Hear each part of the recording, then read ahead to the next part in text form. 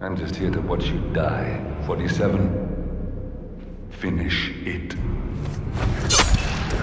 Agent 47's unique brand of slow-paced stealth in an assortment of dense, deadly and deeply varied murder playgrounds has reached a wonderful crescendo in Hitman 3. While it doesn't stray from the killer chord combination developer IO Interactive crafted for 2016's Hitman and continued to use in 2018's Hitman 2, it's abundantly clear here that the studio has well and truly mastered its act.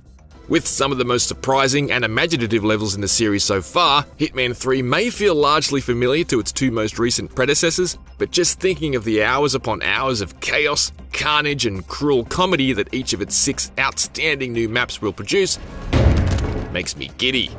47. It's time.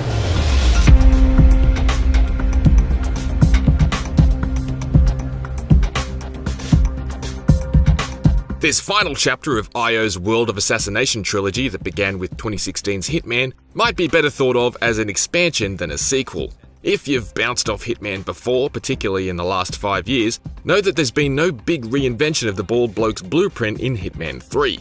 The interface and controls have remained consistent in their stiffness, and the range of uses for your weapons and items aren't drastically different either. Huh? The most notable new toy in Hitman 3 is a camera which can be used to hack or examine switches and items, which is handy but not really a game changer.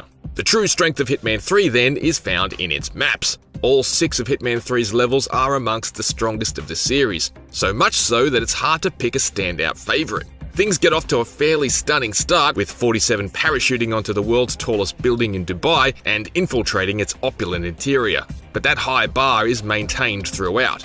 The follow-up mission is a bit of a nod and a wink to the Beldingford Manor map from Hitman Contracts and takes 47 to a similarly massive UK country manor where one entertainingly ironic route to killing your target involves posing as a detective who's there to solve a murder on the property.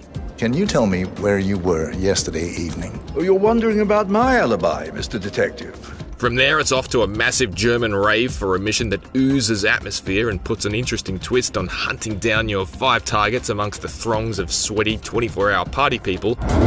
This is Montgomery. Is everyone in position? And then to Chongqing, China, where the glow of neon lights, the reflections in the soaked streets, and the trickle of rain down 47's jacket combine for perhaps the most visually impressive mission of the series so far.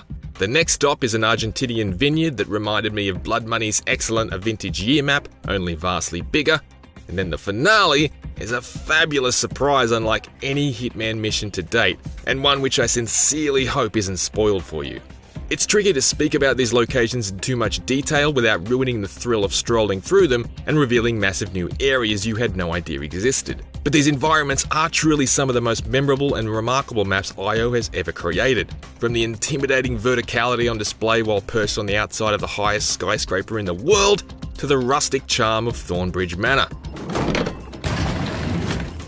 A hidden door. I'm equally hesitant to reveal the quirky assassination opportunities they contain, but I will say Hitman 3 contains both the funniest and the most complex Hitman kill I've ever played,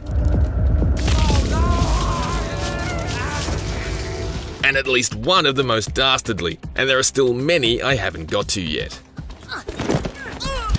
That's Madame Carlyle taken care of. As always, the slow burn thrill of these games comes from planning, patience, and hiding in plain sight. The key to success is finding the perfect disguise for exploration, listening and looking for opportunities. We've got no sign of 47 yet, but I'll let you know if something catches my eye. And getting the timing just right to pull off the perfect crime and escape unseen.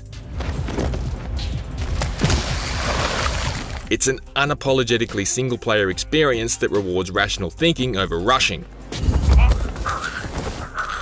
Although it is flexible enough to cater for both extremes. Those who prefer to follow the multi-layered mini-stories playing out within the levels to make invisible surgical strikes and disappear without a trace.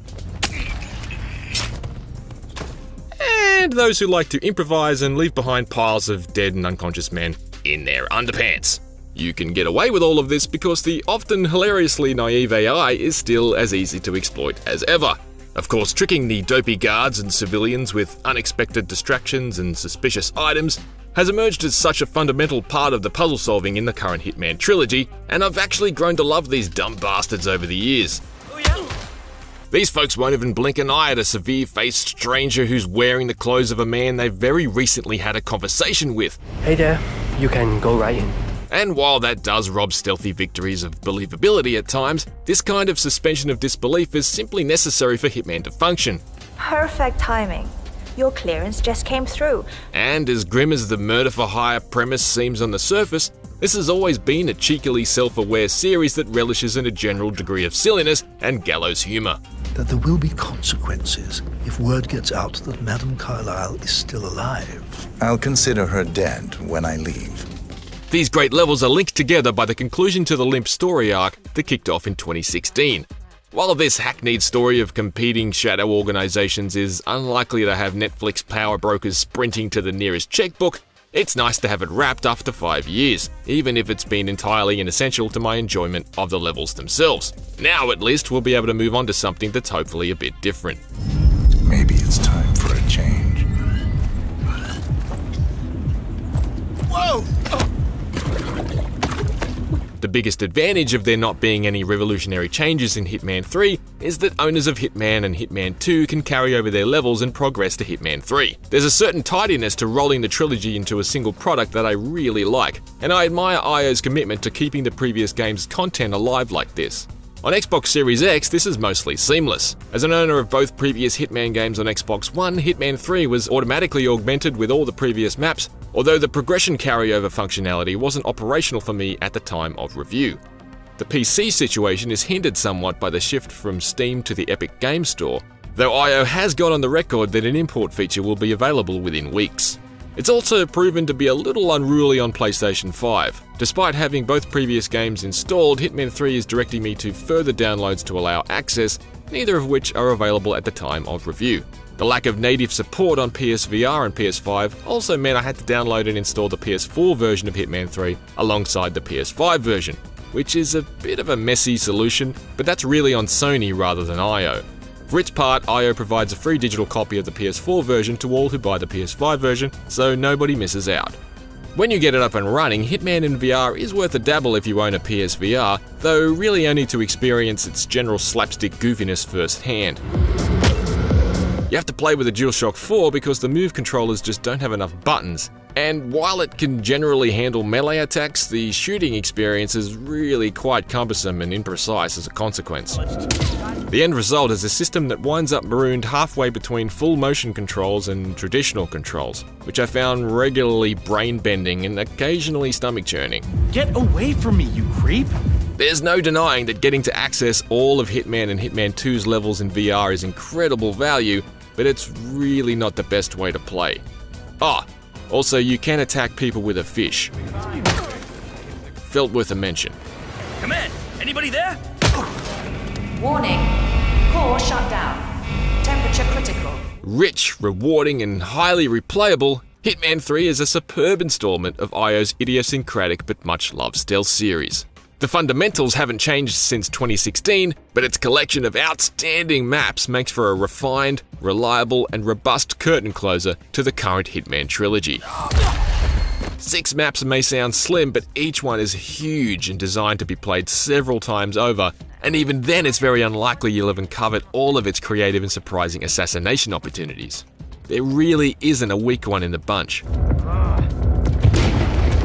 This barcoded butcher has made a lot of appearances over the past 20 years, but Hitman 3 is definitely one of his best. For more Hitman 3, check out the opening minutes, and for a glimpse of what IO Interactive is up to next, watch the teaser for Project 007. For everything else, stay on IGN.